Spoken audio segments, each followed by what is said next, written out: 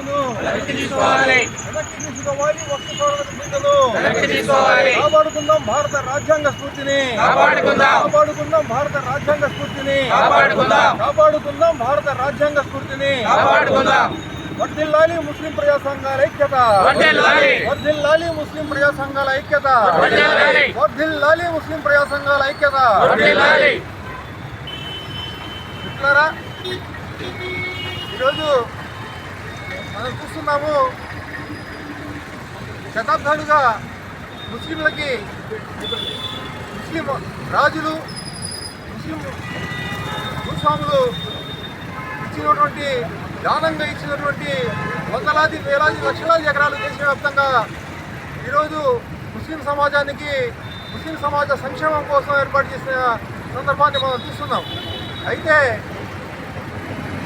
కొత్తగా వక్ఫ్ సవరణ చట్టాన్ని తీసుకొస్తామని చెప్పి గతంలో వక్ఫ్ సవరణ చట్టాన్ని తీసుకొచ్చే ప్రయత్నం చేస్తే దాని మీద పార్లమెంట్లో పెద్ద ఎత్తున చర్చలు జరిగితే జాయింట్ పార్లమెంటరీ కమిటీ వేసి దాన్ని మళ్ళీ సమీక్షించుకోవాలనే ఉద్దేశంతో జాయింట్ పార్లమెంటరీ కమిటీ వేయడం జరిగింది.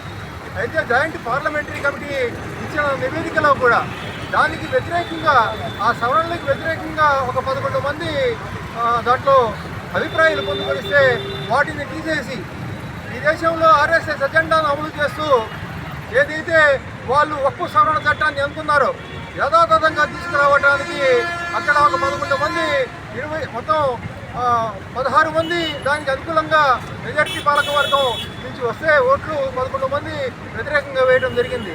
అయితే దాన్ని కూడా పరిగణలోకి తీసుకోకుండా, వాళ్ళ అభిప్రాయాన్ని పరిగణలోకి తీసుకోకుండా మళ్ళీ యథాతథంగా వక్ఫ్ సవరణ చట్టాన్ని తీసుకొచ్చే ప్రయత్నం భారత ప్రభుత్వం చేస్తూ ఉంది.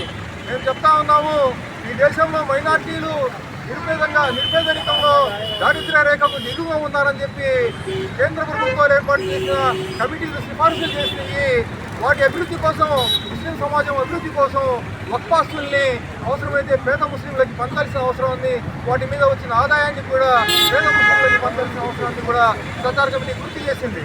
అయితే దానికి విరుద్ధంగా ఈరోజు ఏదైతే వక్ఫ్ ఓటు ఉందో ఆ వక్ఫ్ ఓటుని సమూలంగా నిర్వీర్యం చేయాలని చెప్పి, దాంట్లో ముస్లిమేతరుల పాత్రని పెద్ద ఎత్తున ఏర్పాటు చేయాలని చెప్పి ముస్లింల కాడి నుంచి వాళ్ళకు ఉండేటువంటి ఆస్తి హక్కుల్ని లాక్కునే ప్రయత్నంలో భాగంగానే జరుగుతుందని చెప్పి ముస్లిం ప్రజా సంఘాలు మేము అభిప్రాయపడుతున్నాం.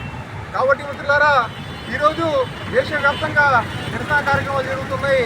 ఆ నిరసన కార్యక్రమంలో భాగంగానే ఒంగోలులో ముస్లిం ప్రజా సంఘాల ఐక్యవేదిక ఆధ్వర్యంలో ఈరోజు నిరసన కార్యక్రమం ఏర్పాటు చేయడం జరిగింది. ఈ కార్యక్రమంలో మన ముస్లిం ఆలోచనాపరులు, అలాగే ప్రముఖ అడ్వకేట్ షేక్ కరీముల్లా గారిని మాట్లాడాల్సిందిగా కోరుతున్నాం.